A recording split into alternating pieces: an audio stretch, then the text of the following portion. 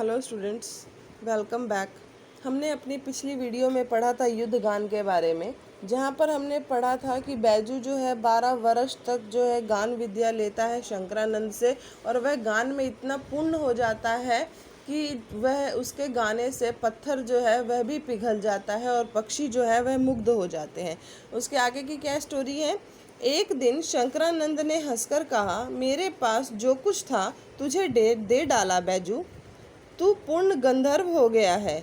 अब मेरे पास कुछ नहीं है, अब तुझे एक गुरु दक्षिणा देनी होगी।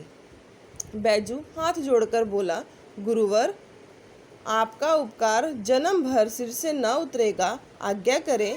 शंकरानंद बोले, पहले प्रतिज्ञा करो। बैजू ने बिना सोच विचार कर दिया, प्रतिज्ञा करता हूँ कि शंकरानंद ने वाक्य को पूरा किया और क्या कहा उन्होंने कि इस राग विद्या यानी कि ये जो गान विद्या से तुम किसी को भी हानि नहीं पहुंचाओगे। उन्होंने क्या प्रतिज्ञा ली कि जो मैंने तुम्हें विद्या दी है उससे तुम किसी भी मनुष्य को या किसी भी प्राणी को या कुछ भी तुम कोई गलत काम इस विद्या के द्वारा नहीं करोगे। बैजू का रक्त सूख गया, पैर लड़खड़ाने लगे। 12 वर्ष के परिश्रम पर पानी फिर गया। बदले के लिए छुरी हाथ में आई तो गुरु ने प्रतिज्ञा लेकर कुंद कर दी। बैजू ने होठ काटे, दांत पीसे, वह खून का घूंट पीकर रह गया, मगर गुरु के सामने उसने मुंह से एक शब्द भी नहीं निकाला। क्यों नहीं निकाला? क्योंकि बैजू ने जो ये विद्या थी इसीलिए लिया था ना, कि ताकि वह बादशाह और तानसेन को जो है वह सबक सिखा सके, अपनी प्रतिहिंसा ले सके। लेकिन यहाँ पर क्या है, गुरु ने तो उससे प्रतिज्ञा ले ली कि तुम इससे कोई गलत काम नहीं करोगे। कुछ दिन बाद एक सुंदर नवयुवक साधु आज आगरा के बाजारों में गाता हुआ जा रहा था। दुकानदारों और राहगीरों ने समझा कि मृत्यु इसके सर पर मंडरा रही है, तभी तो यह आगरा के बाजारों में गाना गाते हुए जो है आ रहा है। उन्होंने सोचा कि उसे तानसेन की शर्त की सूचना दे दें।